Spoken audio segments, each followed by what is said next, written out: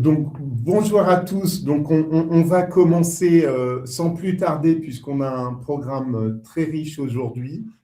Donc, bonjour à tous. Je me présente Karim Bangoura. Je suis président du comité association et j'ai la chance aujourd'hui d'être accompagné par nos partenaires de la direction régionale des finances publiques de Paris-Île-de-France.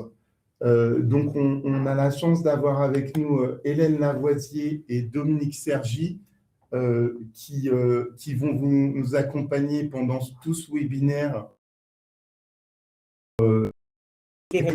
l'actualité et toutes les règles fiscales spécifiques au secteur des associations, fondations et fonds de dotation. On a chaque année de très nombreuses questions des confrères et des consoeurs au moment des webinaires sur l'arrêté des comptes. On a des tas de questions qui relèvent des questions de fiscalité qu'on va aborder. Et vraiment, on est ravis de pouvoir vous avoir aujourd'hui à nos côtés pour apporter cet éclairage indispensable à notre pratique professionnelle quotidienne.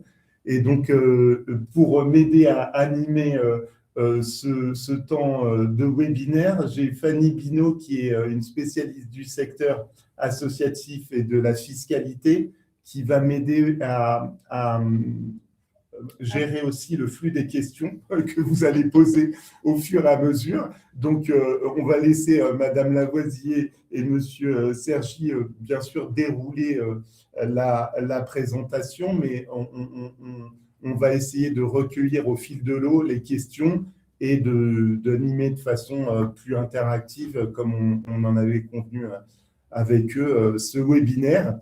Donc, juste pour vous rappeler un peu l'organisation, donc déjà, je rassure tout le monde, vous allez avoir le support qui vous sera communiqué à la fin, enfin, avec l'attestation, au moment de la remise de l'attestation suite à ce webinaire. Donc, vous inquiétez pas, les supports seront transmis. Et puis, donc, on va essayer de respecter le timing parce qu'on a un programme qui est assez chargé, mais en gros, je vous rappelle les trois grands temps. On a un temps de présentation de la direction régionale des finances publiques par Madame Lavoisier qui va permettre de prendre connaissance de cette grande organisation et de son implication sur le secteur associatif. Ensuite, on aura une présentation juste ensuite par Monsieur Sergi des règles fiscales des associations et des fonds de dotation, et puis des actualités juridiques et jurisprudentielles qui sont importantes à avoir en tête. Et bien sûr, tout au long, vous posez les questions et on essaye de faire ça de façon interactive. Vous me dites si j'ai rien oublié là. Non, ça me paraît. Ça forme. On démarre bien. Donc, je vais passer la parole à Madame Lavoisier pour une présentation de la DRFIP. Voilà. Bonjour à toutes et tous. Tout d'abord, je tiens vraiment à remercier le CROEC de Paris de son invitation pour parler de ce sujet qui, effectivement, n'est pas nouveau, mais présente en tout cas des actualités, une actualité assez aiguë. Alors, tout d'abord, sur la direction régionale des finances publiques d'Île-de-France, c'est une direction très, très importante. Elle regroupe 3700 agents.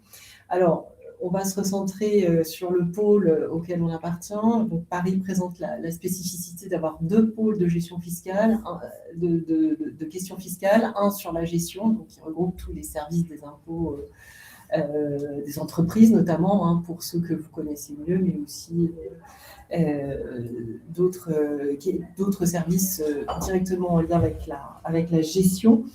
Sachant que M. Sergi et moi-même, donc relevant du pôle du contrôle fiscal et des affaires juridiques, et je suis moi-même responsable du département des affaires juridiques et du contrôle patrimonial. Juste pour vous dire qu'effectivement, s'agissant de Paris, donc pourquoi affaires juridiques, dans ce pôle, dans ce département, on traite à la fois des contentieux et aussi, d'une manière plus générale, des rescrits et tout ce qui a trait à sécurité juridique, donc conciliateur, médiateur.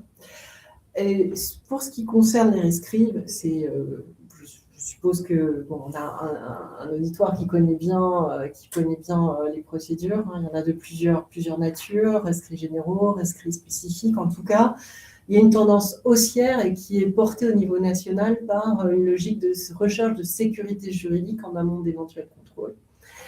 Et qui se traduit effectivement par une tendance haussière, hein, puisque en 2025, on a été destinataire de 1140 demandes de rescrit, et que rien que pour les associations, ça représente un total de 493 demandes, donc pas loin entre 45% de l'ensemble des rescrits. Alors, pourquoi cette tendance haussière pour les associations? Bien, tout simplement parce que, en tout cas pour ce qui va nous concerner aujourd'hui, et ce qui, en tout cas, nous, en tant que fonctionnaires, nous préoccupe au premier chef, c'est de sécuriser la dépense fiscale. Ça représente la dépense fiscale lorsque ces associations émettent des reçus fiscaux à leurs donateurs. Alors, vous saviez que jusqu'en 2021, il y avait déjà un contrôle qui était prévu des associations des reçus fiscaux, mais qui était un simple contrôle de concordance, en fait, et que ce contrôle, il a été renforcé, notamment par la loi du 24 août 2021 confortant le respect des principes de la République, de manière à valider qu'en fait, ces reçus fiscaux étaient émis à bon droit. Tout simplement parce que il y avait à la faveur d'un certain nombre de dossiers, on a pu se heurter à une certaine limite des précédentes modalités de contrôle qui ne permettaient pas, en fait, de nous donner les moyens de correctement bien remettre en cause les activités au regard des critères d'intérêt général qui président à la délivrance des reçus fiscaux. Voilà. Donc, les contrôles ont été renforcés, en tout cas, et par principe, et mécaniquement, du coup, la volonté d'un certain nombre d'acteurs d'être sécurisés par la voie du rescrit. Mais j'ai envie de dire qu'avant le rescrit, il y a de toute façon ce souci à avoir de bien comprendre la notion d'intérêt général, mais au regard des critères fiscaux. Hein, parce que parfois, ce qu'on constate, c'est une forme un petit peu de confusion entre le bien fondé, c'est-à-dire que la plupart des associations, eh bien évidemment, elles ont, elles ont des desseins qui sont tout à fait louables et au service de différentes natures, mais en tout état de cause, s'agissant de la notion d'intérêt général et qui, au surplus, va générer de la dépense fiscale, c'est-à-dire tous les contribuables, en fait, hein, c'est une forme de délégation de service public, mais c'est quand même un petit peu l'idée. Naturellement, on va avoir ce souci de valider que cette dépense fiscale, eh bien, elle rencontre bien l'intérêt général elle-même qui préside à l'intérêt des impôts, en tout cas qui répond aux exigences de cause publique au sens que peut l'entendre. Alors évidemment, sur cette notion-là, la jurisprudence apporte des éclairages, hein, monsieur Sergi va y revenir, mais en tout cas, voilà la logique qui explique un petit peu pourquoi on a plus de demandes, mais une fois encore, et avant qu'on rentre dans le cœur du sujet, je pense qu'il y a quand même ce souci quand on émet des reçus fiscaux aujourd'hui, vraiment de bien s'interroger. Quand même, le BOFIP est assez clair hein, sur un certain nombre de sujets. Il peut y avoir effectivement à la marge des questions d'interprétation, mais on observe quand même aussi dans le monde de rescrit des choses qui nous étonnent un petit peu dans le sens où on voit clairement qu'on était quand même très très loin du ballon par rapport aux critères et qu'en lisant le BOFIP, on savait d'entrée de jeu que de toute façon, cette association, en tout état de cause, n'était pas fondée à émettre des reçus fiscaux. Donc, nous,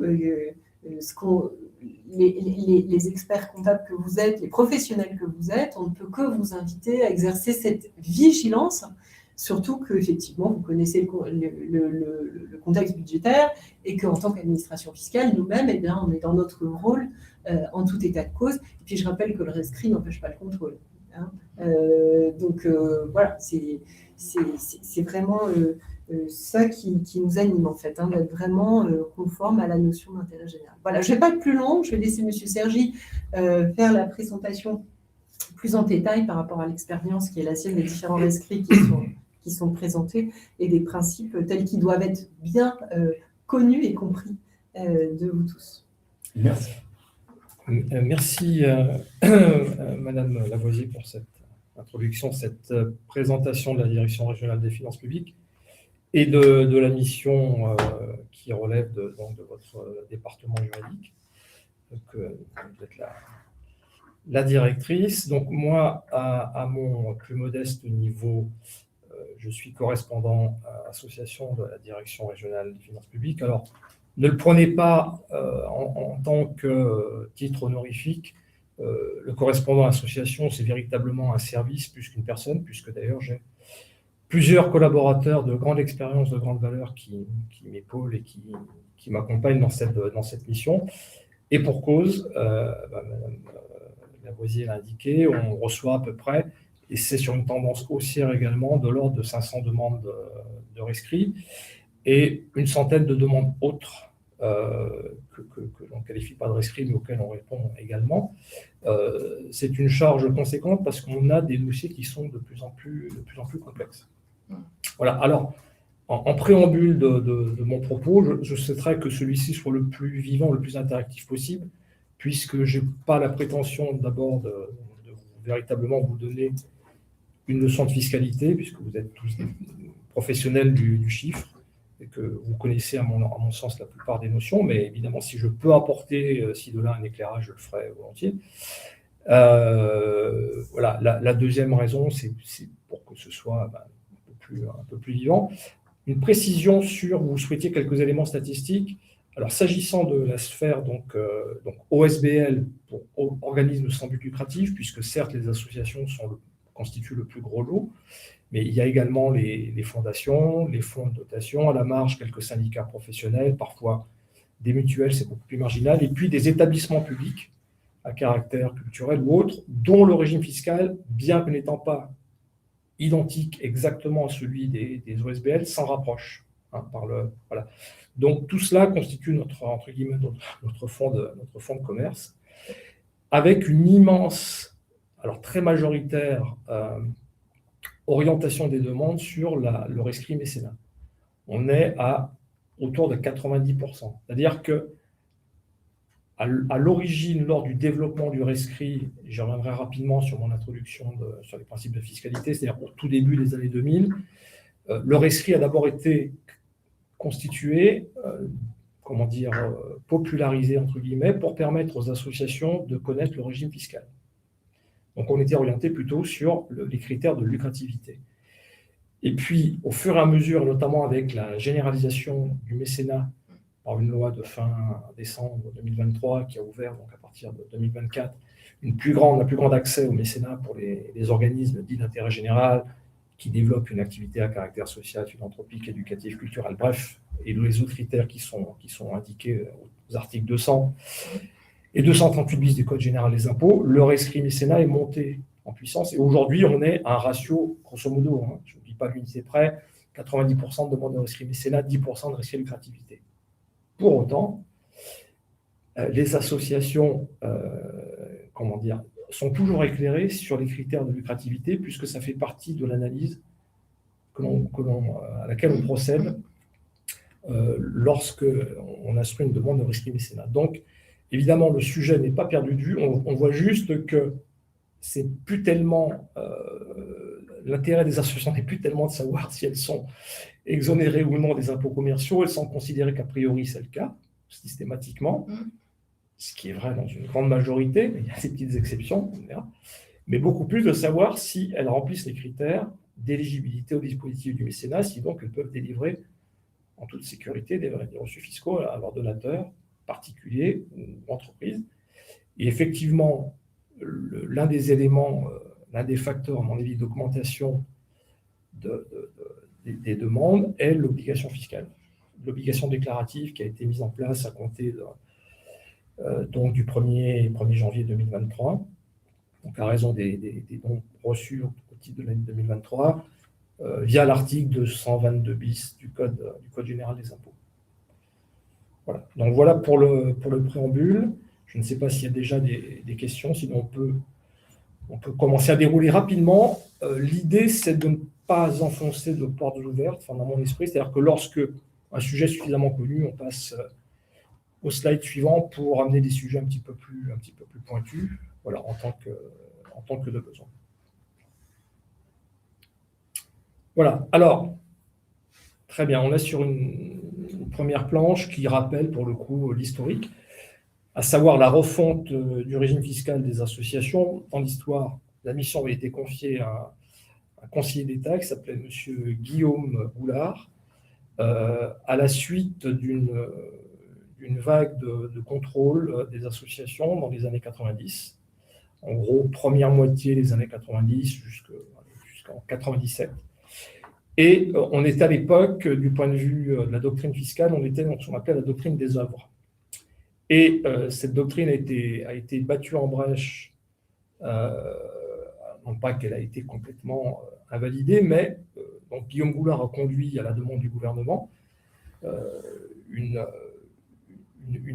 étude approfondie des critères d'assujettissement des associations aux impôts commerciaux, qui a donné lieu aux instructions, dont évidemment reprises au beau fil depuis, des instructions de 1998 et 2006. 2006, c'était une refonte totale de l'ensemble des instructions individuelles qui avaient pu être adoptées pour définir les principes de la fiscalité des associations et le rappel de ce principe de base, qui est que le régime par défaut d'une association, c'est l'exonération des impôts commerciaux par une présomption, mais une présomption simple de non-lucrativité.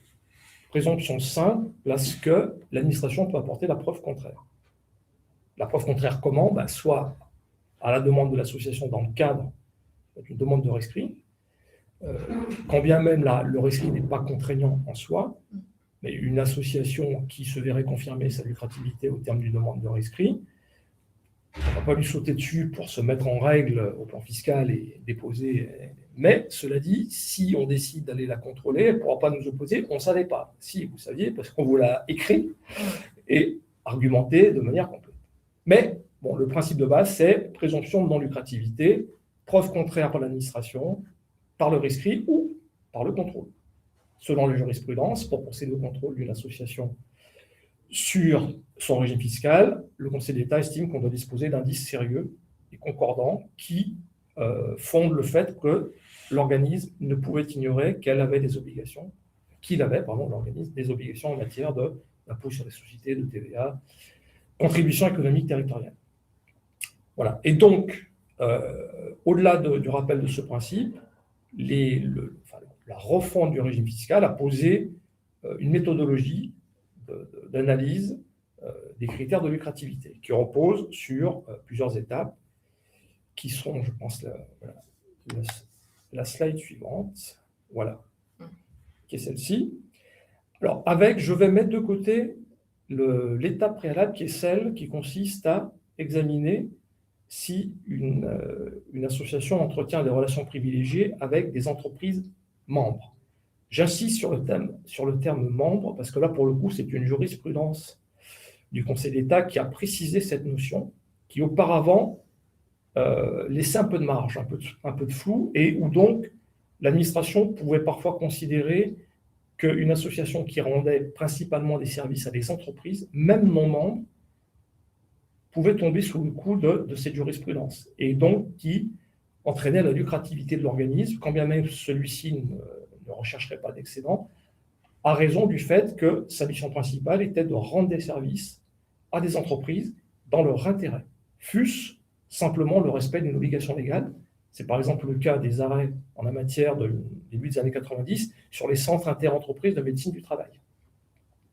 Ce sont ces arrêts-là, il y en a plusieurs, de la Mayenne, Centre interentreprise de médecine du travail de la Mayenne, parce que le Conseil d'État a considéré que les entreprises avaient une obligation légale en la matière, qu'elles avaient plusieurs manières de la réaliser, soit en créant un service médical en leur sein, fort coûteux, soit en s'assurant les services de prestataires privés, fort coûteux également, soit, soit en entre guillemets, s'associant à d'autres entreprises pour créer leurs propres services et évidemment le financer à l'euro, si je puis dire, à l'époque on était enfant encore, au plus juste prix.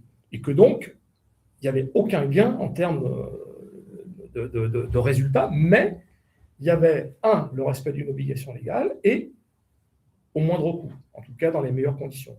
Et le Conseil d'État considérait que même pour cette raison-là, quand bien même l'organisme concerné ne rechercherait pas d'accident en lui-même, il était passible des impôts commerciaux, sur ce fondement-là. Donc, je ne m'étends pas plus, parce que la logique, ce n'est pas de commencer par ça, c'est l'étape préalable.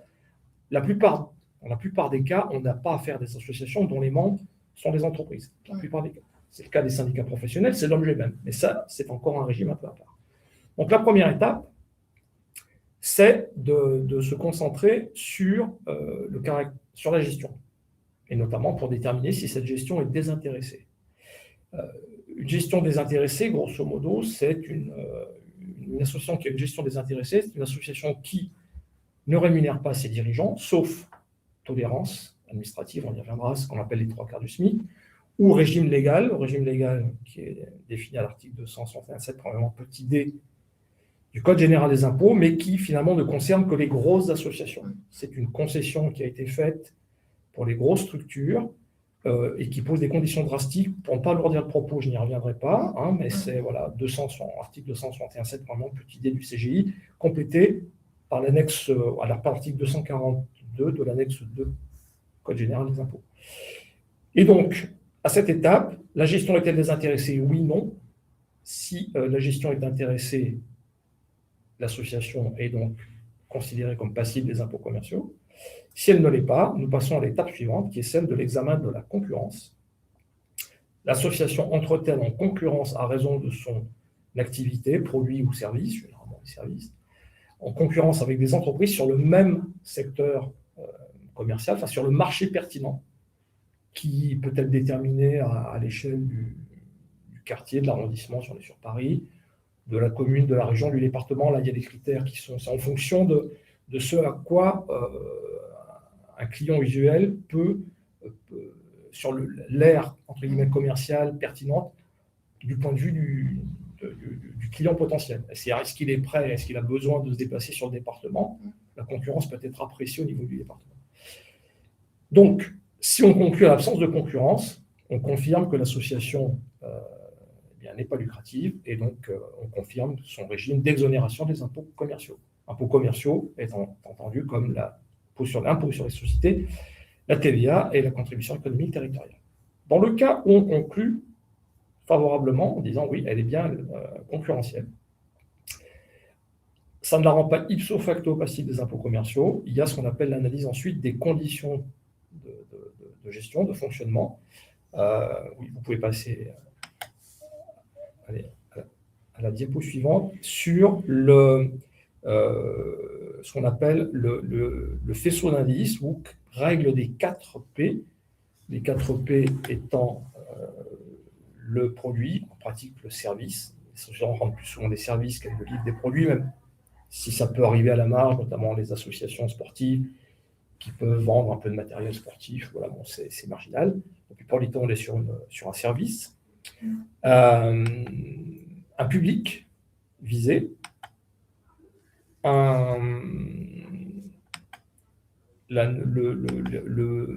l'échelle de prix pratiquée, voilà, merci Fanny, et le recours à la publicité. Oui, parce que les autres notions sont des notions sur lesquelles qui sont d'origine exponentielle, qui sont des déclinaisons de la notion de gestion désintéressée. Et donc, sur ces 4 critères qui sont d'importance décroissante, à savoir que, en gros, la doctrine fiscale considère que les 2 premiers P, donc le produit, le service en général, et le public visé, permettent d'apprécier l'utilité sociale de l'activité de l'association.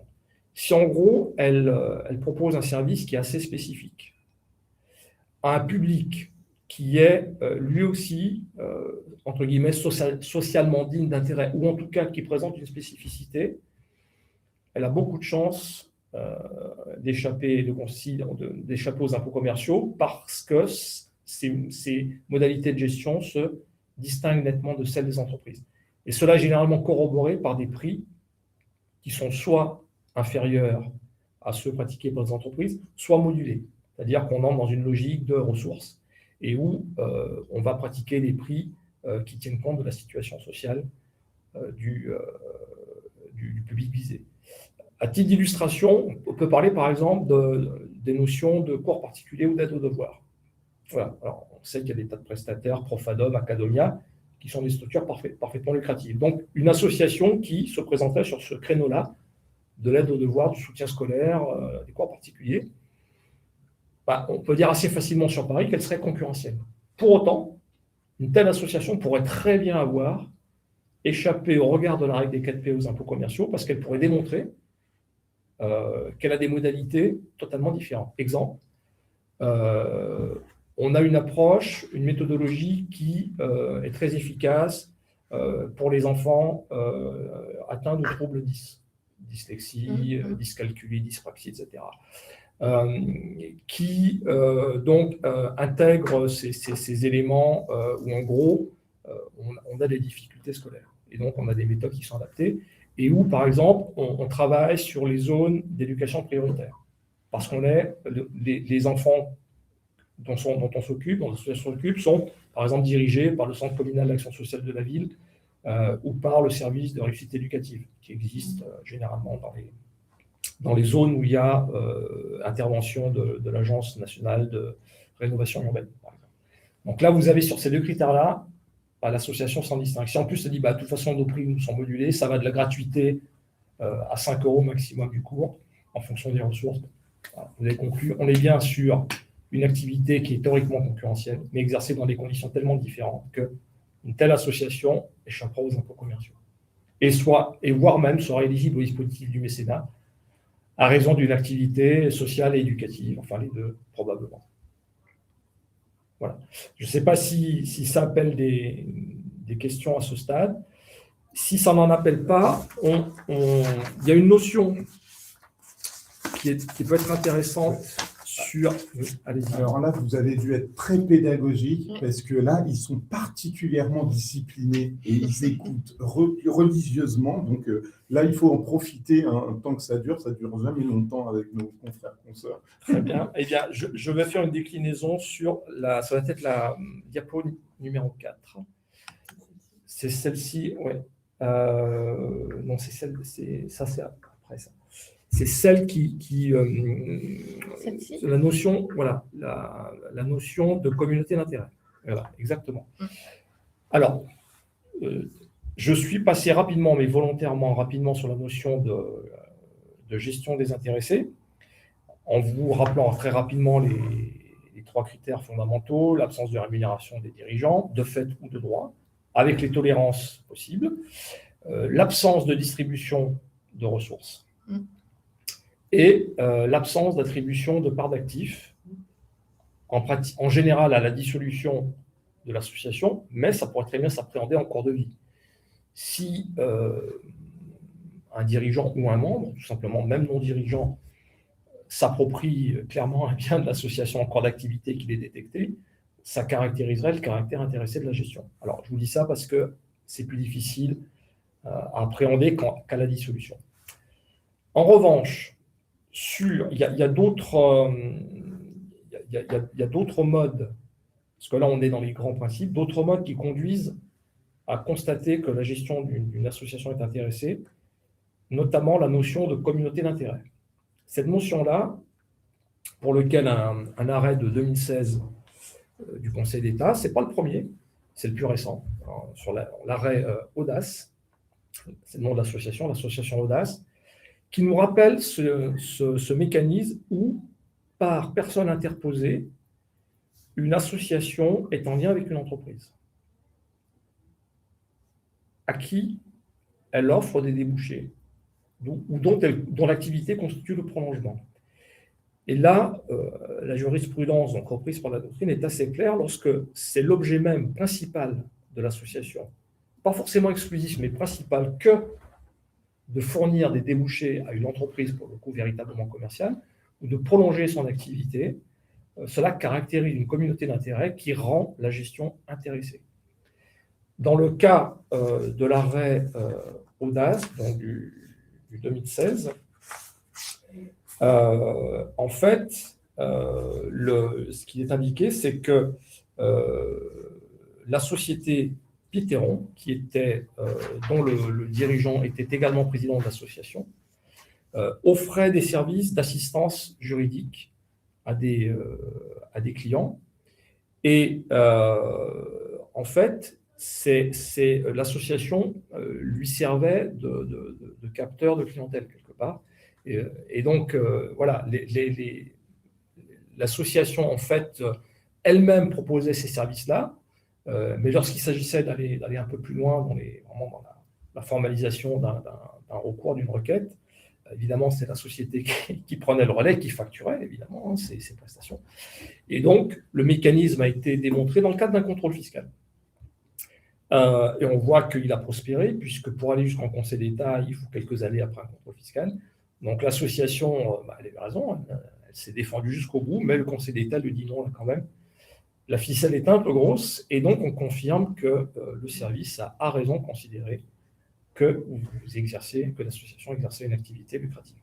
Voilà, c'est un arrêt parmi d'autres. Il y en a un plus ancien qui reposait sur le même système. C'était une association qui proposait à des personnes esselées, célibataires, jeunes ou moins jeunes, peu importe, de se rencontrer pour des activités culturelles, ludiques, des sorties, etc., mais qui proposait, pour aller un peu plus loin dans la recherche d'un partenaire, d'un compagnon, d'une compagne, peu importe, les services d'agence matrimoniale, mais pour lequel c'était une société qui prenait le relais de l'association. Voilà le mécanisme en gros. Et cet arrêt doit être cité, je pense que c'est AFAS, de mémoire, il me semble. Un arrêt du 6 mars 1992. Voilà. Donc la notion de communauté d'intérêt n'est pas très très récente. Du coup, une vigilance particulière de notre part sur tous les liens entre associations et entreprises et sur les dirigeants et les contreparties. Oui, et les contreparties. Tout à fait. Sans pour autant, d'ailleurs, j'ai lu s'agissant d'Audace, la rapporteure publique, voilà, qui dit très simplement, bon, les critères de lucrativité d'une association ne se réduisent pas au caractère concurrentiel de son activité, c'est très bien, mais qui dit aussi, l'application de ce critère, alors celui de la communauté d'intérêt, ne saurait toutefois faire basculer dans la lucrativité toute association liée à une société. Il faut analyser notamment une association parfaitement de loi de vendre des prestations ou d'en acquérir auprès du... Voilà, il ne s'agit pas de jeter la suspicion sur tout lien d'affaires, entre guillemets, entre une association et une société commerciale. Il s'agit juste de voir si, au cas particulier, généralement par personne interposée, en fait, on n'est pas dans un mécanisme qui vise à optimiser l'activité de la société. Et du coup, on a évoqué des débouchés au sens large, donc finalement une augmentation de chiffre d'affaires pour l'entreprise qui serait liée. Oui. Est-ce qu'une économie de dépenses aussi, ça rentre dans le champ de cette relation, cette communauté d'intérêt? Alors, l'économie de dépenses, je pense que vous l'avez fait exprès, c'est très intéressant. C'est pas une notion qui est tellement usitée pour caractériser l'existence d'une communauté d'intérêt. Par contre, elle est utilisée pour caractériser la notion de relation privilégiée des entreprises, qui est un autre mode de relation entre une association et des entreprises membres, je précise. Là, le Conseil d'État nous a tapé, nous, administration fiscale, sur les doigts, en disant « petit vilain, cette notion est intéressante, elle est d'origine jurisprudentielle, mais attention, on ne l'applique pas lorsque les entreprises ne sont pas membres. » D'accord. Voilà, on l'applique à des entreprises membres. Alors, vous allez me dire, les les associations ont qu'à être un peu plus malignes et ne pas faire adhérer les entreprises. Alors, c'est vrai théoriquement, sauf qu'en pratique, il y a parfois vraiment besoin, notamment si les entreprises veulent avoir un certain droit de regard, voire droit de contrôle sur les instances, elles ont plutôt intérêt à être adhérentes. Donc, in fine, ça ne réduit pas à néant la notion de membre. Mais donc, cette notion-là ne s'applique qu'à des entreprises membres. Et effectivement, le critère de l'économie de dépenses peut être mis en œuvre pour considérer qu'une association est quelque part lucrative par destination, quand bien même, encore une fois, elle ne rechercherait pas d'excédent pour elle-même, ça encore c'est la logorée du Conseil d'État, mais parce qu'elle permettrait aux entreprises membres de réduire leurs dépenses dans un domaine ou un autre, celui des recherches, celui parfois des études juridiques, celui des études de marché, et que ça leur fournirait quelque part l'idée du Conseil d'État, c'est-à-dire quelque part, ça leur fournit un avantage concurrentiel. C'est-à-dire que ce service-là, qui peut être stratégique, elles vont l'obtenir à un moindre coût que des entreprises qui, elles, vont devoir payer sonnant et trébuchant des prestataires. Conseil juridique, communication, cabinet spécialisé dans l'optimisation fiscale ou autre. Alors là, vous avez réveillé l'intérêt de nos confrères consoeurs. Donc, il y a Angélique qui demande, est-ce que les associations dans l'audiovisuel long métrage qui seraient adossées à une société de coproduction pourraient être considérées dans ce cas comme étant relevant de la communauté d'intérêt. Alors,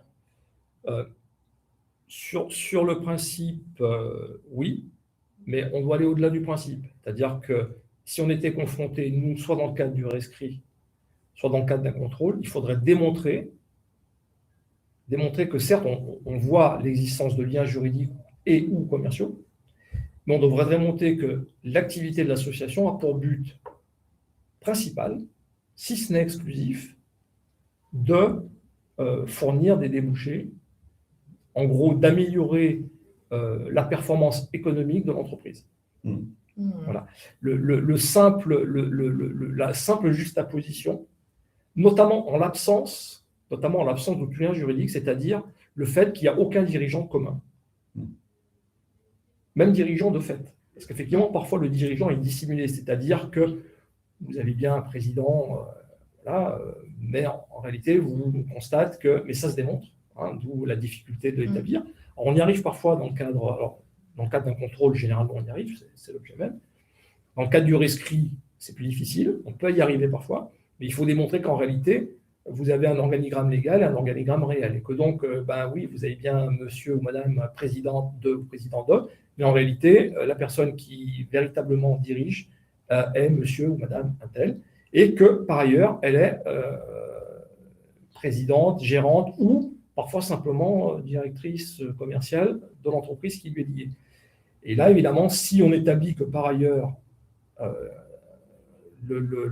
l'association a un rôle quelque part d'apporteur d'affaires pour la société, on pourra caractériser la communauté d'intérêt. Voilà. Mais il faut aller au-delà du simple constat de l'existence de relations entre ces deux entités. Voilà, c'est un peu plus complexe que ça. Très bien. Il y avait une autre question de Pierre qui rejoignait la discussion plutôt sur les relations privilégiées, oui, avec la définition de... en fait, il voulait repréciser la notion d'entreprise membre pour savoir qu'est-ce que ça signifiait vis-à-vis d'une association, une entreprise membre. Est-ce que c'était être adhérent à l'association? Voilà. Payer une cotisation. Oui. Alors, une entreprise membre, alors déjà, on parle d'entreprise au sens d'entreprise commerciale. C'est-à-dire que c'est véritablement des entités qui, elles, sont de droit et de par leur simple statut juridique, passibles des impôts commerciaux. Ça, c'est le premier constat. Sauf exonération spécifique, mais à raison d'un secteur d'activité par disposition de la loi. Mais normalement, le statut de SARL vaut automatiquement assujettissement à un régime d'obligation fiscale en matière d'impôt sur les sociétés, de TVA, de CLT. Et l'autre notion de membre, oui, ça signifie qu'on est adhérent, qu'on paye une cotisation, et que d'ailleurs, à ce titre, on peut prétendre être dirigeant d'association. Alors, généralement, les personnes morales sont dirigeants d'une association par personne physique interposée. Typiquement, ce sera le dirigeant ou une personne désignée par ce dirigeant, qui peut très bien être le directeur des ressources humaines. Si on est sur une association qui, par exemple, intervient dans le domaine des ressources humaines, sur les questions de responsabilité sociale, environnementale, et que cette association réunit des entreprises, membres, l'entreprise peut très bien être représentée par son directeur ou sa directrice des ressources humaines. Voilà. Et donc peut très bien, in fine, être au bureau, voire être président, trésorier, secrétaire, adjoint, etc. Donc voilà, est-ce que c'est assez clair dans l'idée? C'est bien, on a affaire à des entreprises commerciales, donc assujetties aux impôts commerciaux, et deux qui sont membres, payent une cotisation et peuvent être au conseil d'administration, voire au bureau, voire carrément à l'exécutif. Très clair, très clair. Il y a une dernière question qui est un peu liée et à la fois liée périphérique. Une association a bénéficié d'une subvention publique pour organiser un festival et fait appel à cette occasion à une société de production qui est elle-même liée à ses dirigeants. Les prestations qui ont été facturées par cette société de production sont inférieures au prix du marché. Est-ce que cette association peut rencontrer des risques quant à la fiscalisation de son activité de par ce contexte? Alors, on est dans un schéma qui est proche de la communauté d'intérêt. Simplement, si on est dans une démarche répétitive et qu'on le démontre, nous, administration fiscale, on serait sans doute en mesure de qualifier ce type de relation de communauté d'intérêt. À raison d'une opération unique, on aura beaucoup plus de mal. Et on pourra même, l'association pourra même plaider le droit à l'erreur, l'inexpérience, etc. On n'a pas fait de rescrit. Alors, il faudrait vraiment que ce soit une affaire unique. Si l'opération se répète tous les ans, voire plusieurs fois par an, et qu'on est sur un budget, par exemple sur un gros festival qui permet d'accueillir des milliers de personnes et qui, qui a un budget de 300 000 €, on va y regarder de plus près.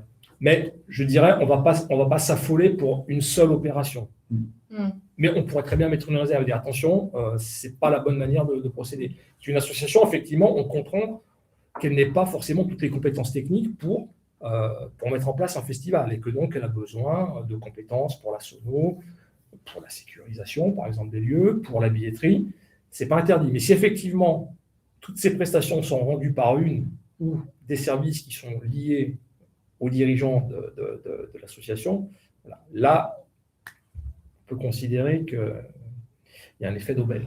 Oui, voilà. Oui, très clair.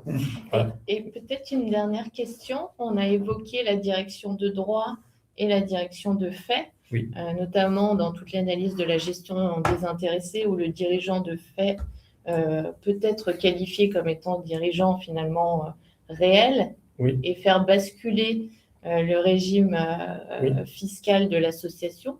Est-ce qu'on a des exemples de direction de fait Alors, nous, on en a, je ne vais pas dire qu'on en a des tonnes, ce ne serait pas exact, mais on en a assez régulièrement. Oui. Et effectivement, alors, le fardeau de la preuve nous incombe, que ce soit dans le cadre du contrôle ou dans le cadre du rescrit. Mais lorsqu'effectivement on a un faisceau d'indices, eh bien on motive. On ne dit pas monsieur Untel est dirigeant de fait, oui, mais comment?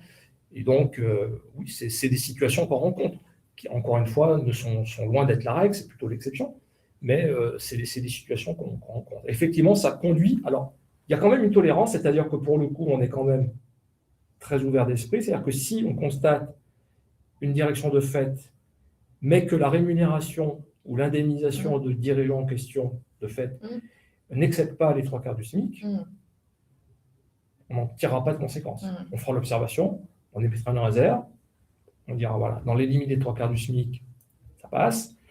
L'officialisation serait bien, parce que finalement c'est vous le dirigeant, donc autant que vous soyez en titre. Voilà, mais attention, voilà, pas de dépassement, et puis voilà.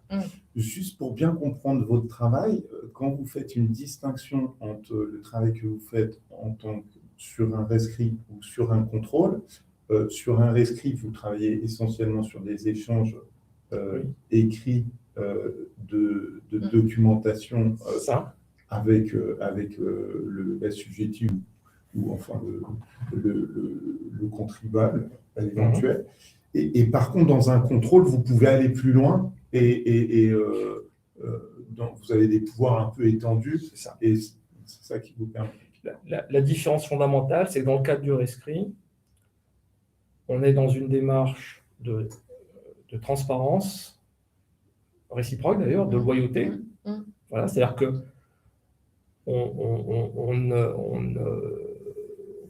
on ne détourne pas le rescrit dans un but de contrôle.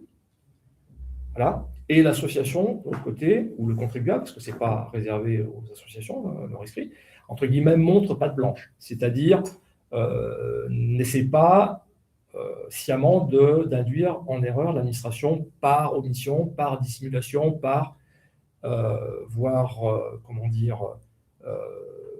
dénaturation de certains faits ou de certains éléments. Mais évidemment, on demande, dans la mesure du possible, des éléments, des pièces justificatifs. La différence avec le contrôle, c'est que nos demandes sont non contraignantes. Alors, une association à qui on demanderait la copie d'un contrat, d'une convention, de partenariat, d'attribution d'une subvention, parce qu'à toute équation, on se rendrait compte qu'en réalité, ce qui est qualifié de subvention est en réalité la rémunération d'une prestation, et que c'est les articles mêmes, le libellé de la convention qui permet de le déterminer. Si l'association ne la fournit pas dans le cadre du rescrit, on ne l'obligera pas. On en tirera les conséquences ou pas, selon ce qu'on a en capacité d'interpréter. En revanche, dans le cadre du contrôle, là, la demande est contraignante. Et s'il y a défaut, ça peut éventuellement, alors c'est rare pour une association, ça peut conduire à l'opposition au contrôle fiscal.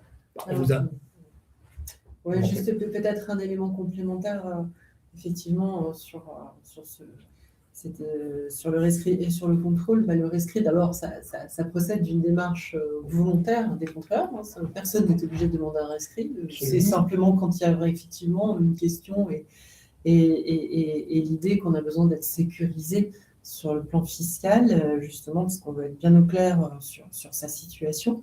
Et après, effectivement, c'est une prise de position de l'administration, mais cette prise de position, bien évidemment, elle ne vaut que par rapport aux éléments qui lui ont été portés à sa connaissance. C'est-à-dire que si ultérieurement un contrôle a lieu et qu'effectivement, il y a des éléments qui sont constatés qui n'ont pas été portés initialement à la connaissance de l'administration, eh bien, il y a caducité du rescrit au regard de ces éléments-là. Donc ça, c'est la première chose, c'est-à-dire qu'effectivement, comme le disait M. Sergi, ça présuppose une forme de loyauté, de transparence de la part des personnes qui demandent le rescrit pour que, effectivement, ça emporte la pleine sécurité fiscale attendue pour ces dispositifs. Pour ce qui concerne le contrôle, alors là, évidemment, on va beaucoup plus loin. La démarche n'est pas la même. Là, c'est l'administration qui est à l'origine de la vérification de la conformité de la situation de l'association ou de l'entreprise, d'ailleurs, parce que il y a des contrôles spécifiques sur les associations L14A du LPF avec le contrôle étendu depuis la loi de 2021, comme je le disais au tout début, mais il y a aussi finalement des contrôles qui sont très conformes à ce qu'on fait dans les entreprises, notamment quand on apprécie le caractère lucratif d'une entreprise. On regarde tous les critères qui viennent d'être exposés également. Mais dans le cas du contrôle, effectivement, c'est une vérification. Donc non seulement il y a les éléments qui sont portés à notre connaissance, mais il y a aussi tous les recoupements extérieurs qu'on peut mener, le droit de communication. Alors là, on est dans une recherche proactive, effectivement, de tout ce qui justifie la situation de l'association, ou plus généralement de la personne morale, par rapport à sa situation fiscale. Merci, très clair. Et bien évidemment, une fois encore, en contrôle, si le rescrit protège pour autant que les éléments qui ont été portés à la connaissance de l'administration préalablement à sa délivrance étaient exhaustifs et corrects. La planche suivante, en principe, ouais, est un récapitulatif, voilà, de la notion de communauté d'intérêt. Ouais. Comme vous aurez le support, je ne vais pas le commenter, c'est assez explicite sur quelle est la démarche, quel est le raisonnement à suivre. Très clair. Voilà. Et donc, je pense qu'il vaut par lui-même. Je ne vais pas rajouter de commentaires. Alors, est-ce que il y a besoin de compléments sur la notion de concurrence, sur comment on l'apprécie, la notion de marché pertinent? Ça, ce sont des questions de simple, entre guillemets, logique économique. Je ne l'ai pas joint, mais bon, c'est un arrêt qui est assez récent du Conseil d'État qui s'appelle École de voile de Carantec. Oui. Je crois que ça parle à Madame Dino, qui effectivement a considéré que cette école de voile, sous forme associative, était bien passible des impôts commerciaux, parce qu'en fait, elle avait une zone de chalandise qui, au regard de l'activité qui visait en particulier, pas seulement, mais en particulier des touristes, devait s'apprécier largement à l'échelle du département, voire même de la région Bretagne, puisque des jeunes Parisiens ou que sais-je, Lyonnais qui voulaient faire un stage de voile en Bretagne, il y a de nombreuses écoles, pouvaient très bien s'adresser indifféremment à cette école de voile de Carantec qu'à une autre école sous statut commercial, que sais-je, à Lorient, à Quiberon, ou voilà, d'autres endroits de cette charmante région française. Et que donc la zone pertinente pour apprécier la concurrence était largement le département, voire la région Bretagne. Et qu'ensuite on déroulait les autres critères. Donc la concurrence étant établie, évidemment après l'analyse des 4P, il dit écoutez, votre produit, c'est des stages de voile, très bien, ça vise qui? Ça vise les jeunes, les familles, et en gros toutes les personnes qui peuvent payer 1 500 € la semaine, jusqu'à peu près les tarifs de plus ou moins 10%, des écoles de voile sous statut commercial. Donc, vous devez suivre le même régime fiscal. Alors, il y avait, à titre d'illustration, sur la notion de relation privilégiée, on viendra après sur le régime du mécénat. Si ça représente un intérêt, il y a un arrêt, lui, qui est récent également, qui est l'arrêt Piu Piu. Voilà. Alors, vous pouvez aller un peu plus loin. Il est récent, cet arrêt, donc du 17 octobre 2022. Alors, on attache vraiment beaucoup de... Les vacances de février approchent, donc là, c'est vraiment d'actualité. Exactement. Et d'ailleurs, il y a la planche d'après qui, elle aussi, alors vous l'aurez, donc vous pourrez regarder, montre bien le mécanisme. En fait, ce qui est intéressant dans cet arrêt du Conseil d'État, et c'est pour ça qu'on accorde une grande importance à la jurisprudence du Conseil d'État, c'est qu'au cas particulier, il a invalidé l'arrêt de la Cour administrative d'appel, qui avait finalement donné raison à l'association considérant qu'elle n'était pas lucrative, alors qu'en fait, son mode de relation faisait que, via les moniteurs de l'école française du ski qui en étaient membres, individuellement, en réalité, elle rendait bien des services, elle entretenait bien des relations privilégiées avec les entreprises étant au cas particulier les professionnels individuels, moniteurs de ski. Parce qu'elle avait la diapo d'après illustre bien le schéma. Donc l'association Piu Piu, donc, qui accueillait des enfants de 3 à 6 ans pour des cours de ski, elle était par ailleurs composée également du syndicat local des moniteurs de l'école de ski français. Voilà.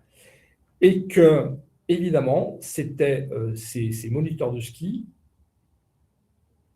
qui, évidemment, assuraient les cours et qui étaient rémunérés, à juste titre, tout travail mérite salaire, et que donc, c'était eux véritablement, les entreprises membres, c'était eux, c'était ces professionnels individuels de l'initiation au ski. Voilà.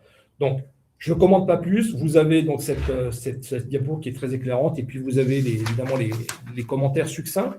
Mais évidemment, l'arrêt est accessible très facilement sur Légifrance, sur Lefebvre, pour avoir si vous souhaitez avoir le verbatim complet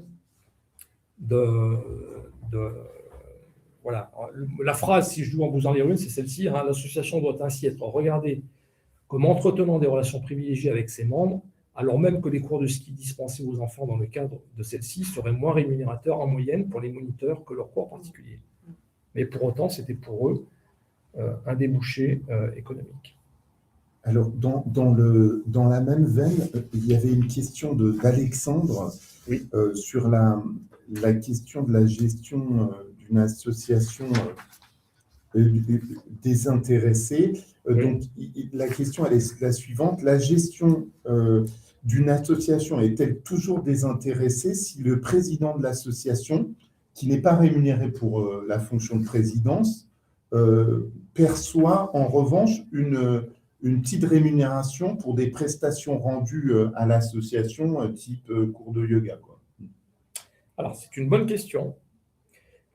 Sur cette notion-là, la doctrine a évolué, mais elle a évolué, et c'est généralement le cas, donc vous voyez, il y a des raisons d'espérer, même si parfois elle évolue un petit peu trop, à mon sens, mais dans le sens d'un assouplissement. C'est-à-dire que, à l'origine, la notion de limitation aux 3/4 du SMIC, à titre d'indemnisation, déjà, elle était très contraignante. C'était les 3/4 du SMIC, pas plus. Mais les 3/4 du SMIC à raison d'une activité de gestion d'administration de l'association, donc pas pour des prestations ad hoc spécifiques. Et deux, on était même dans quelque chose d'assez rigide, où on dit, en gros, c'est les 3/4 du SMIC mensuel. Je m'explique, c'est-à-dire si en gros, un dirigeant percevait 8 000 € en une seule fois, et non, ça ne marche pas parce que, ben oui, mais au titre d'un mois, vous avez perçu plus de 8 000 €. Bon, tout ça a été battu en brèche. Aujourd'hui, on l'apprécie annuellement. Et à raison d'une activité qui puisse relever soit de la gestion de l'administration de l'association ou de prestations particulières telles que cours de yoga.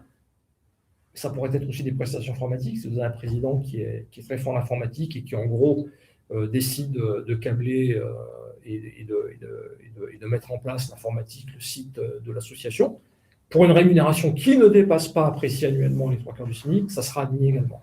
Donc, c'est un assouplissement sur à la fois la nature des travaux et sur la fréquence de la rémunération, pourvu que ça ne dépasse pas annuellement les 3/4 du SMIC. Alors là, pour le coup, c'est vigilance plus de chacun d'entre nous, parce que voilà, c'est quand même des choses assez courantes que dans les conseils d'administration, oui, il y ait des personnes membres du conseil d'administration qui, par ailleurs, fassent des prestations.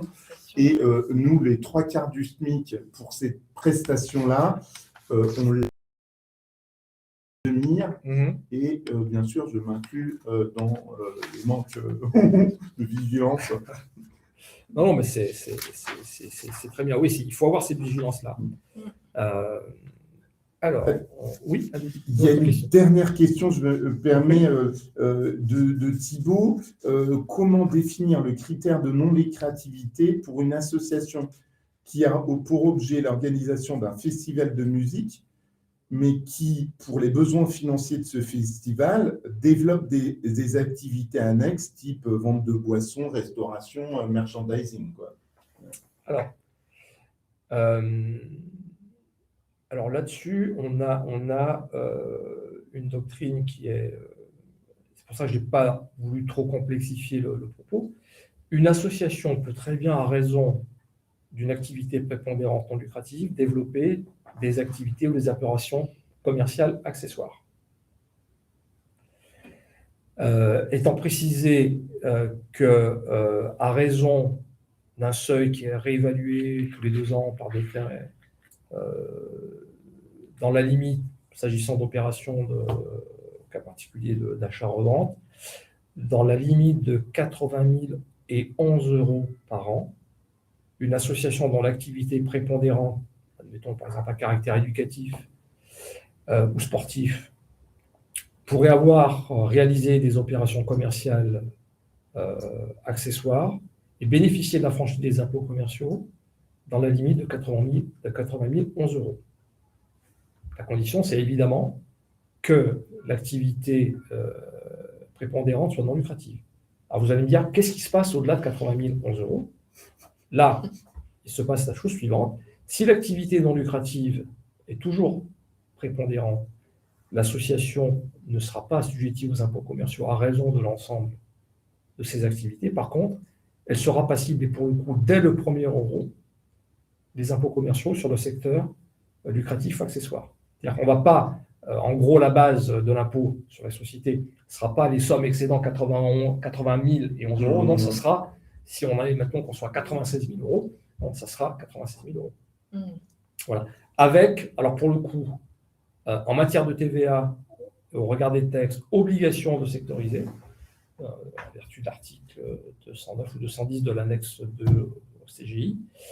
Cette obligation, elle s'impose tant à l'association qu'à l'administration. On ne peut pas refuser la sectorisation en matière de TVA pour une association qui aurait des activités, des opérations lucratives accessoires. En revanche, en matière d'impôt sur les sociétés, c'est entre guillemets, une option libre de l'association. L'association peut soit ajuster le secteur lucratif à l'IS à raison des seules prestations qui sont passibles de TVA, ou elle peut, et là, dans ce cas, c'est à son détriment, sauf s'il y a des trop d'intérêt, ne pas le faire en matière d'impôt sur les sociétés. Et dans ce cas-là, la détermination du résultat imposable en matière d'IS sera faite sur l'ensemble de ses ressources. C'est-à-dire pas uniquement les produits perçus dans le cadre de l'activité lucrative accessoire, mais sur l'ensemble des ressources.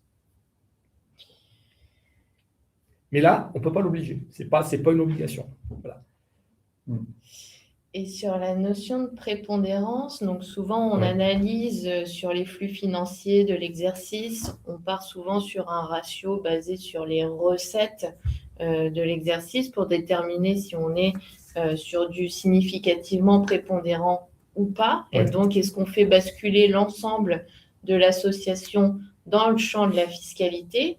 Est-ce qu'on peut partir sur d'autres critères d'analyse que les recettes, par exemple la valorisation du bénévolat ou d'autres ratios qui permettraient de montrer le poids de l'activité prépondérante, non prépondérante? Est-ce que vous auriez des exemples sur le sujet? Alors, question très pertinente et effectivement, la réponse est oui.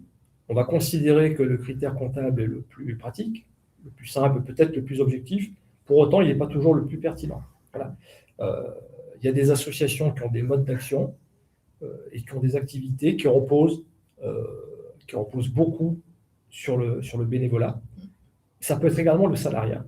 Si le salariat plus le bénévolat, ou alternativement l'un ou l'autre, voire d'autres ressources, comme par exemple la mise à disposition de locaux gratuitement, du patrimoine, sont consacrés principalement à une activité non lucrative, quand même au regard du seul critère des ressources, typiquement cotisation, subvention, un peu de dons d'un côté, de l'autre côté, recettes de prestations, accessoirement vente de produits, ça peut être possible, serait défavorable aux ressources non lucratives, on pourrait admettre, évidemment au terme d'une analyse approfondie et au cas par cas, que le critère pertinent pour déterminer le caractère prépondérant de l'activité non lucrative n'est pas le critère financier, mais la mobilisation du salariat et ou du bénévolat et ou de l'ensemble des ressources de l'association pour l'activité, que sais-je, éducative, sociale, etc. Donc oui, et là aussi, on est sur un assouplissement, mais qui est assez ancien, où la doctrine elle-même, si vous référez au BOFIP, prévoit qu'on puisse ne pas s'appuyer uniquement sur le critère financier. Merci. Voilà, je vous en prie. Alors, on va peut-être aborder la problématique du mécénat. Oui. Alors, ouais, très bien. Celle-ci, pour moi, c'est ça. Sachant qu'on pourra revenir sur ça. Donc, Sur le dispositif du mécénat, dont je rappelle qu'il a été, on va dire, libéralisé par une loi de décembre 2023 qui entre en vigueur le 1er janvier 2024, et qu'il repose, qu'il est donc défini aux articles 200-238 bis du Code général des impôts, et qu'il repose sur deux grandes notions, deux grands piliers qui, eux-mêmes, ces piliers, évidemment, sont fondés sur divers critères. Alors, le premier, c'est la notion d'intérêt général. Alors, il est vrai que je me permets une petite critique,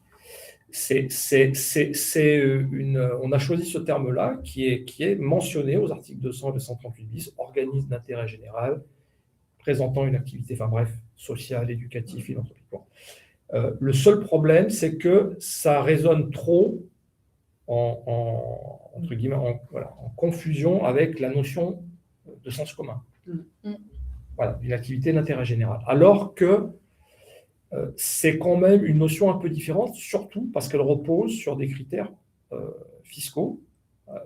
L'intérêt général au sens de ces articles-là, 200, 238 bis, ça consacre le respect de 3 critères qui sont, que vous connaissez désormais, le caractère désintéressé de la gestion, le caractère non lucratif de l'activité et une activité qui ne bénéficie pas d'un cercle restreint.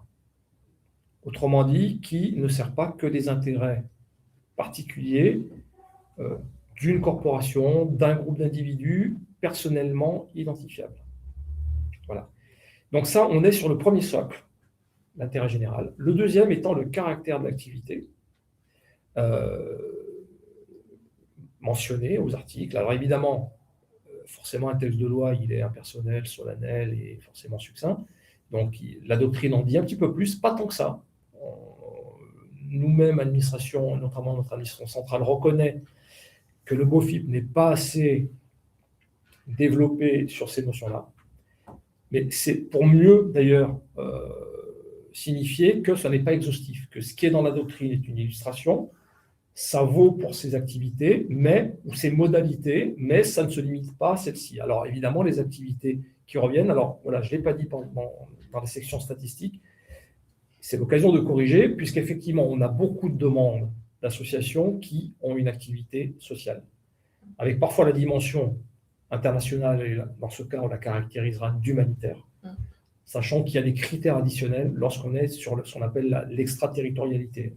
La territorialité s'appréciant au niveau européen, puisque là, pour le coup, on a un arrêt de la Cour de justice de l'Union européenne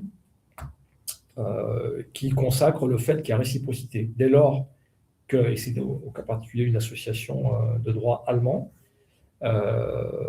qui avait, je crois, des activités en France et qui entendait bénéficier du dispositif du mécénat en France, alors pour lequel, par contre, elle doit solliciter un agrément, c'est le cas, mais elle peut avoir y accès à raison d'une activité développée en France, et réciproquement pour une association française qui aurait une activité en Allemagne. Et donc, on a énormément de demandes au titre du caractère social, au titre du caractère culturel, avec sa branche spectacle vivant pour lequel il y a une dérogation un peu spéciale, j'y reviendrai un peu plus loin, caractère sportif également. Mais les autres critères qui sont de moindre importance, mais ne sont pas négligés, le caractère éducatif notamment, on voit, alors à la faveur d'un complément de la loi sur la lutte contre les discriminations et l'égalité femmes-hommes, notamment dans le monde professionnel, mais pas seulement. Alors, la doctrine que nous appliquions, et qui a été défendue encore récemment, était de dire on avait déjà cette approche-là dans le cadre de l'activité sociale. Voilà. Sauf que là, on va dire, c'est étendu aux actions qui auraient véritablement pour but de corriger une situation d'inégalité, de disparité, quand bien même les personnes concernées ne seraient pas véritablement dans une situation de difficulté sociale. Simplement, oui, non, je ne suis pas véritablement en difficulté sociale, simplement, je constate que, et ce n'est pas le cas uniquement pour moi, que manifestement, à un moment donné, ça bloque et qu'on est systématiquement défavorisé par rapport à nos collègues masculins. C'est une illustration, voilà. Et donc, ça fait partie des critères. Alors, il y a également, évidemment, les critères environnementaux. L'action humanitaire, je l'ai dit. On a également tout ce qui consacre la diffusion des connaissances culturelles, scientifiques françaises à l'étranger. Ça couvre notamment les lycées français. C'est notamment sous cet angle-là qu'il faut le voir, pas seulement, mais ça en fait partie.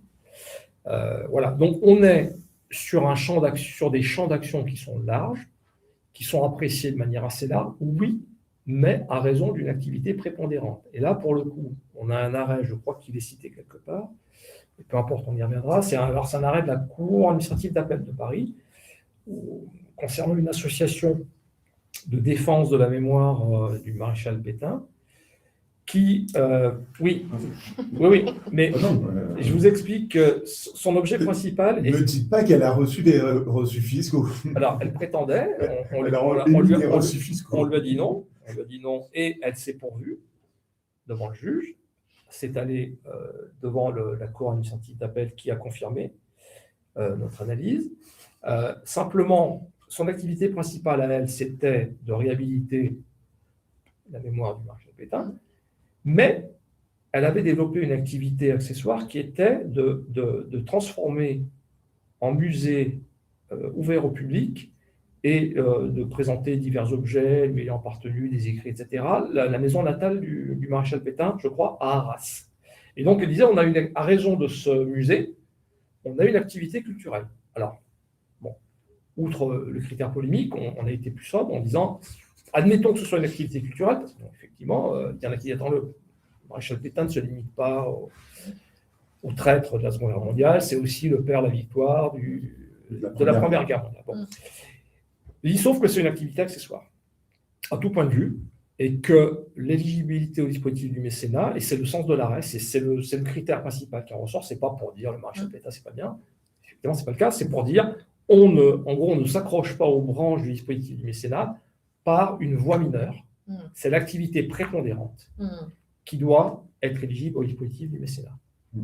Voilà. Alors, prépondérance, on peut reprendre les mêmes critères, si vous voulez, pour la lucrativité, c'est l'activité qui mobilise le plus de ressources de l'association.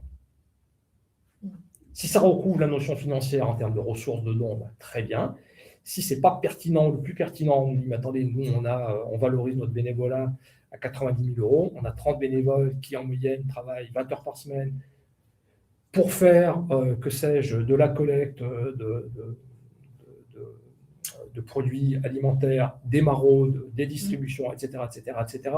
On a 3 salariés qui ne sont consacrés qu'à ça, qui démarchent voilà, les grandes surfaces, les épiceries de quartier pour récupérer les invendus, etc., etc., etc., etc. Et donc tout ça, c'est du temps, c'est des ressources qui confirment que notre activité prépondérante est bien sociale. D'accord. Voilà.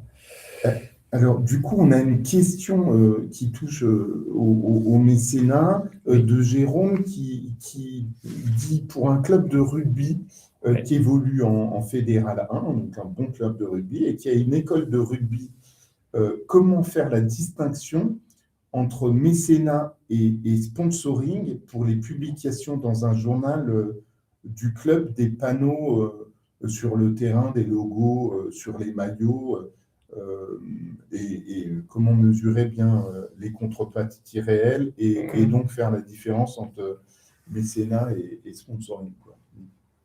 Alors, c'est une très bonne question. Je pensais qu'elle arrivera un peu plus tard, mais c'est très bien.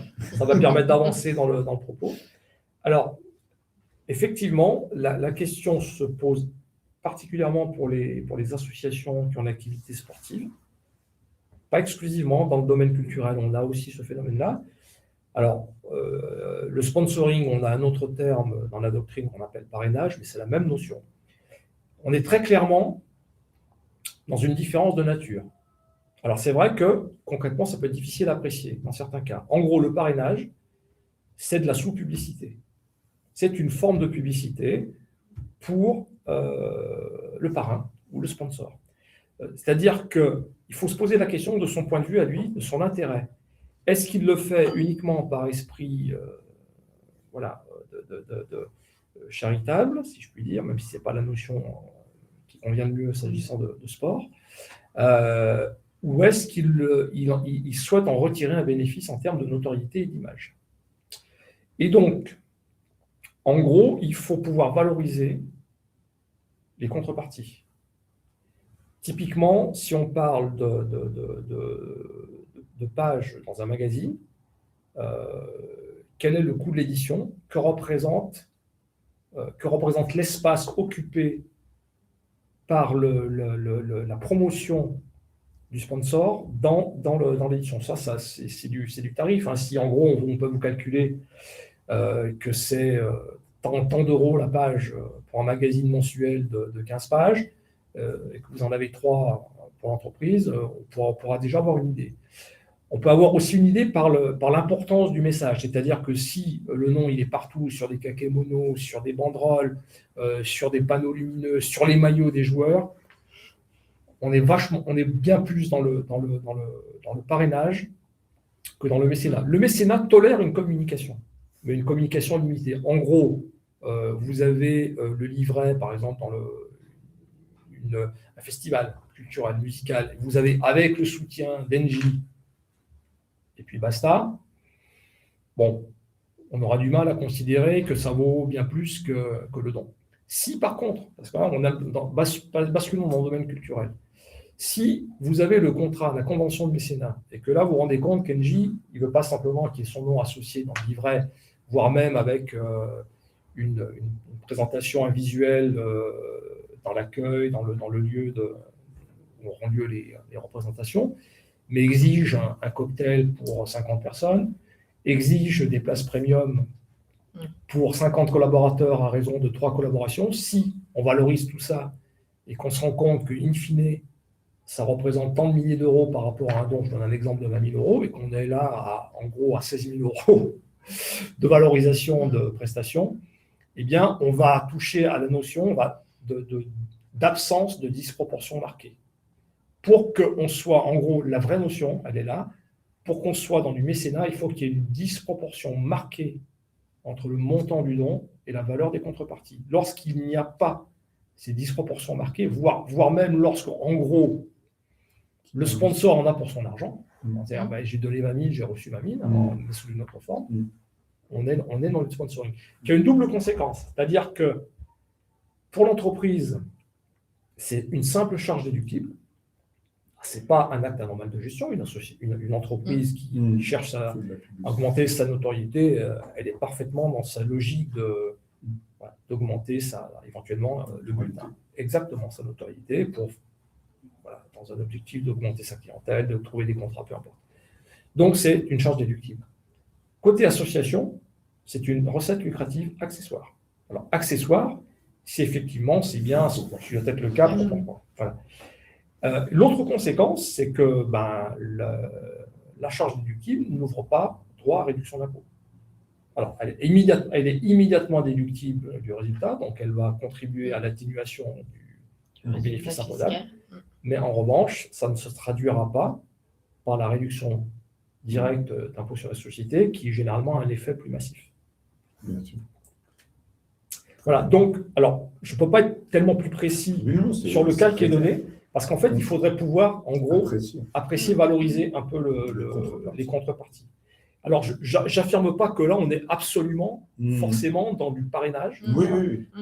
Il faut quand même examiner les contreparties et valoriser les contreparties. Parce que si l'entreprise donne 50 000 euros et que, en gros, il y a 2 kakémonos sur le stad à 500 euros, un jeu de maillot, ou même 2 jeux de maillot, il y a le nom de l'entreprise, je ne suis pas sûr que vraiment on soit dans du parrainage.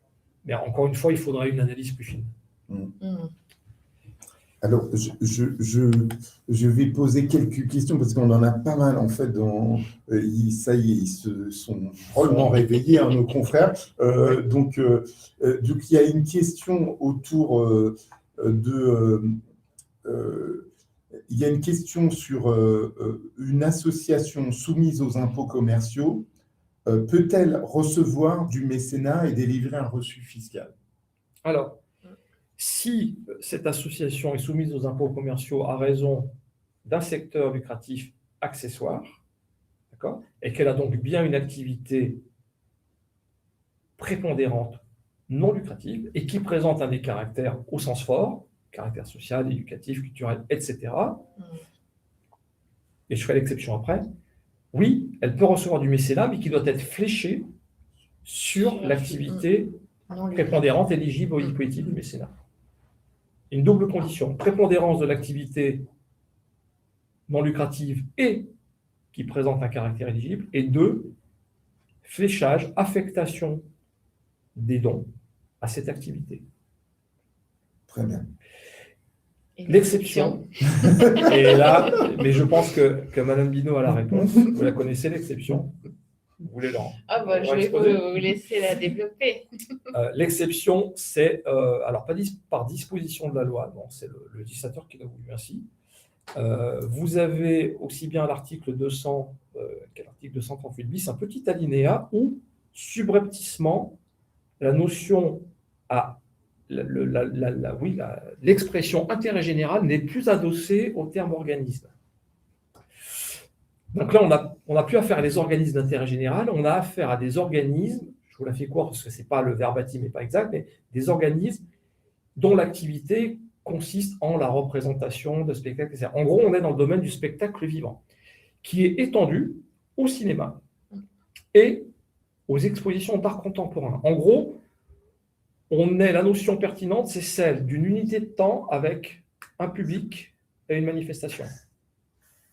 Bon, ça vise au premier chef, évidemment, l'opéra, les concerts, l'activité musicale, mais ça vise également le cinéma et également les expositions d'art contemporain.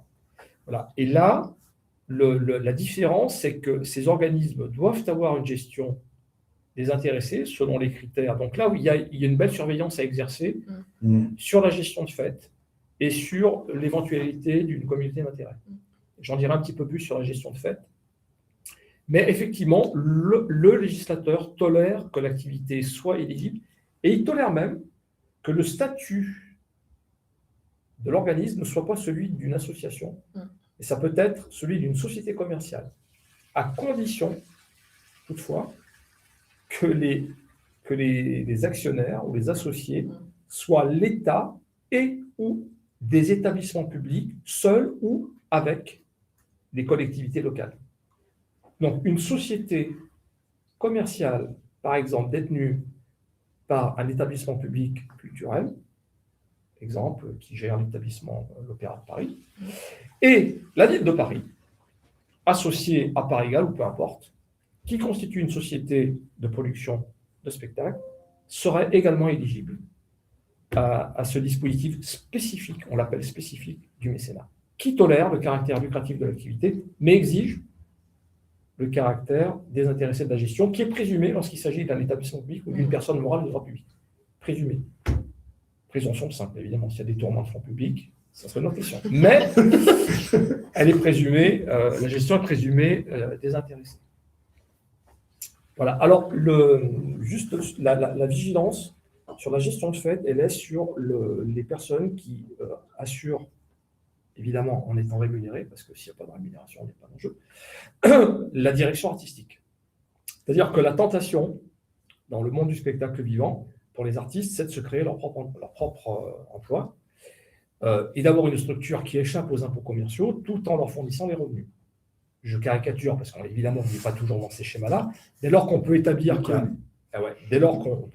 a véritablement une direction de l'organisme qui est en gros aux commandes, qui signe les contrats, qui détermine la rémunération de ce directeur ou de cette directrice artistique hors sa présence, qui ne siège pas avec voix délibérative au conseil d'administration, qui détermine la programmation avec l'avis d'experts, évidemment. Pas stupide, un président d'un organisme culturel, il a le droit évidemment de consulter son directeur, sa directrice artistique pour savoir quel serait le meilleur choix de date, de lieu, d'artiste, peu importe.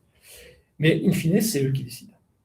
Eux, quand je dis eux, les dirigeants légaux de l'instance. Si on détermine, et c'est arrivé, que c'est en fait une seule personne qui tire les ficelles et qui assure, à titre rémunéré évidemment, la direction artistique, on qualifiera la gestion de fait, mais également intéressée. Et donc là, pour le coup, l'association qui serait dans une telle situation ne pourrait pas accéder au dispositif du mécénat.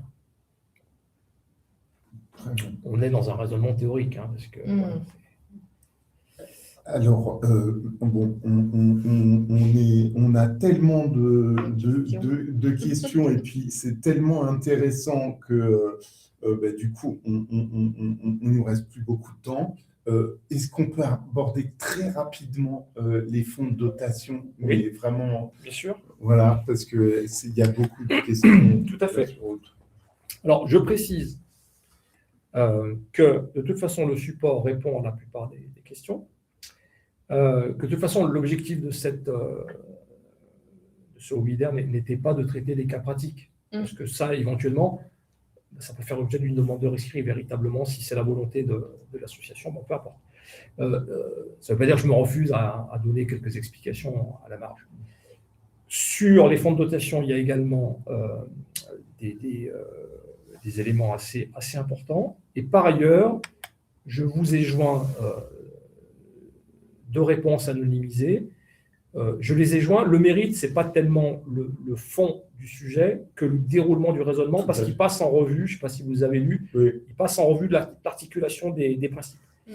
Fonds de dotation, c'est une structure assez récente dans l'univers des OSBL en France, des organismes sans but lucratif, puisque c'est une loi de 2008 qui les a instaurés, à l'exemple de structures anglo-saxonnes.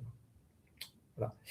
Et le but, en gros, est de favoriser le développement du mécénat par des personnes morales ou physiques disposant de certaines largesses, pour, en gros, apporter plus de mécénat dans un but soit pour le fonds de dotation d'exercer lui-même une activité qui présente un des caractères, parce que les fonds de dotation sont régis pour le dispositif du mécénat par les mêmes règles que celles qui régissent les associations, hein, ou les fondations. Alors, selon 2 modes, soit le fonds de dotation est dit opérateur, c'est-à-dire qu'il réalise lui-même une activité qui présente un des caractères, et donc dans ce cas, il sera, il fera l'objet d'une analyse tout à fait comparable à celle qui est conduite pour une association lambda. Ou il peut être redistributeur, c'est-à-dire apporter des financements à d'autres structures qui, pour pouvoir lui ouvrir droit, à la délivrance de reçus fiscaux à ses donateurs, aux donateurs du fonds de dotation, ces organismes tiers financés doivent être d'intérêt général et avoir une activité qui présente un des caractères. Voilà. Et c'est selon ces 2 modes, parfois en les mixant, qu'un fonds de dotation peut avoir accès au dispositif du mécénat avec, dans l'idée, évidemment, le fait qu'en principe, il ne distribue pas sa dotation, il peut le faire, mais il aurait intérêt, et d'ailleurs on l'y incite fiscalement de ne pas le faire, mais à distribuer les produits de cette dotation. Il y a une exception, j'y reviendrai après. En gros, un fonds de dotation a désormais une obligation de dotation minimale de 15 000 €. Sa déclaration est faite en préfecture, auprès de qui il a des obligations, quand bien même il n'aurait aucune obligation fiscale. Un fonds de dotation a des obligations déclaratives annuelles auprès de la préfecture. Il doit notamment lui indiquer le montant de la collecte, le montant des redistributions. Si la redistribution a des organismes tiers, ces organismes devront lui délivrer une attestation. Voilà. Mettons qu'un fonds de dotation finance Emmaüs, cet exemple, Emmaüs doit délivrer une attestation au fonds de dotation. Et donc, dans ce cadre, le fonds de dotation peut peut accéder au dispositif du mécénat. Si ces statuts ne prévoient pas que la dotation est consomptible, il peut même bénéficier d'un régime fiscal avantageux à raison de ses revenus dits patrimoniaux, dont les revenus de capitaux mobiliers, puisque c'est sa vocation. Il a vocation à un fonds de dotation, il a même l'obligation de placer la dotation et les dons complémentaires qu'il reçoit au fur et à mesure et qui complètent la dotation, en vue de générer des produits financiers qu'il peut utiliser pour financer une activité propre qui présente un des caractères visés aux articles 200 et 238 bis, ou pour les redistribuer à un organisme qui lui-même respecterait ces critères. Si, en revanche, soit parce que les statuts l'indiquent, soit parce qu'on constate que c'est le cas, qu'il consomme sa dotation, à ce moment-là, ce régime de faveur, qui est celui des fondations reconnues d'utilité publique, lui sera rejeté. Il sera donc passible de l'impôt sur les sociétés à taux réduit, à raison de ses revenus dits patrimoniaux. Voilà, donc l'intérêt, c'est que les fonds de dotation sont les seules structures avec les fondations reconnues d'utilité publique qui peuvent apporter des financements à d'autres structures non lucratives. Voilà. Vous avez des associations qui le font aussi, ou qui prétendent le faire. Alors, généralement, alors c'est même pas généralement, elles ne sont pas éligibles à raison de cette activité au dispositif du mécénat. Jamais. Une association dont l'activité principale d'ailleurs serait une activité de collecte pour exactement ne peut pas être éligible au dispositif du mécénat à raison de cette activité. Si pour elle c'est une activité accessoire et qu'elle a par ailleurs une activité éligible, elle peut, à raison de cette autre activité prépondérante éligible, elle-même bénéficier du dispositif du mécénat.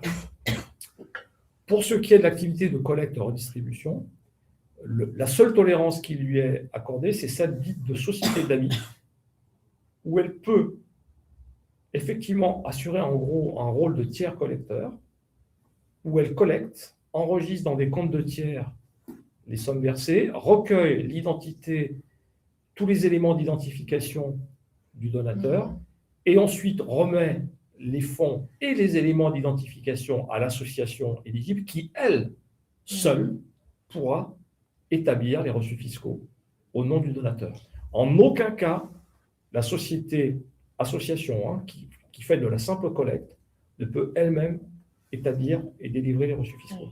Comme si on était un mandataire fiscalement transparent. Voilà. C'est un déchirement, mais je vais devoir on va devoir s'arrêter là.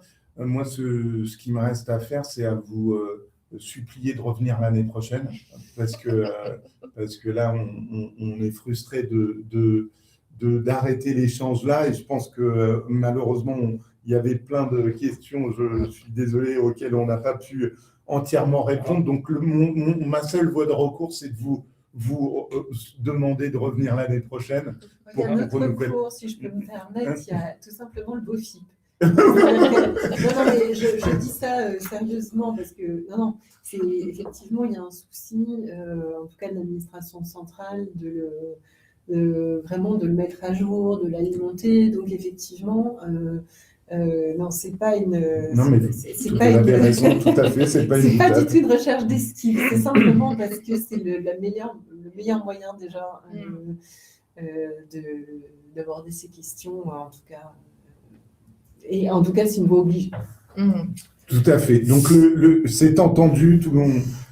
Si vous me permettez, si tant est que ça vous convient, je veux bien répondre à deux ou trois autres questions et apporter une petite précision, parce que ça a été évoqué sur la taxe sur les salaires, dont les fonds de dotation ne sont pas exonérés, pas plus que les associations, qui, elles, en revanche, bénéficient d'un abattement spécial de 21 044 €. Dont ne bénéficient pas les fonds de dotation. Par contre, il y a une disposition qui exonère les associations, mais également les fonds de dotation, de la taxe sur les salaires à raison des salaires qui sont versés dans l'hypothèse où ces organismes réaliseraient des manifestations dites de soutien et de bienfaisance qui sont prévues à l'article 261.7, premièrement, petit c du CGI. Dans la limite de 6 manifestations par an, une association peut, pour contribuer à son financement, réaliser des manifestations qui ne sont pas limitées d'ailleurs à un seul événement. Ça peut être un mini-festival, ça peut être une opération sur un week-end, braderie, voilà, avec, que sais-je, cocktail ou autre. Non seulement elle bénéficie, par disposition de la loi, d'exonération d'IS, de TVA à raison de ces opérations, mais également à supposer qu'elle ait besoin de recourir à une main-d'œuvre salariée parce qu'il y a de la main-d'œuvre, parce qu'il y a de la prestation, serait également exonérée de taxes sur les salaires à raison des salaires versés pour ces manifestations-là. Alors évidemment, ça ne jouerait pas pour les salariés permanents qu'elle a par ailleurs, parce qu'ils viendraient au motif qu'ils viendraient donner un coup de main sur la manifestation. Attendez, ils sont payés mensuellement, vous n'allez pas décortiquer et défalquer, que sais-je, un 18e de la rémunération pour la faire échapper à la TS. Non, c'est vraiment pour, on va dire, des extras, typiquement, que sais-je, des jeunes, des étudiants, ou, voilà, peu importe, des bénévoles qui seraient exceptionnellement rémunérés, parce que bon, ça va être du 6h minuit, 3 jours, bon, quand même, pourraient bénéficier de cette exonération de taxes sur les salaires. C'est le seul cas de figure, ni taxe sur les salaires, ni IS, TVA. absolument, ni taxe sur les salaires, ni TVA, ni IS, par disposition combinée de l'article 261.5, premièrement, bis du CGI. On terminera sur cette C'est une situation belle- de rêve. C'est une belle conclusion. Merci infiniment pour votre présence et puis votre implication dans la préparation de ce webinaire qui a ravi nos auditeurs, puisqu'on a plein de messages très satisfaits. Donc, merci beaucoup et puis j'espère à très vite. Merci à vous. Merci à vous. Merci. Pour votre invitation.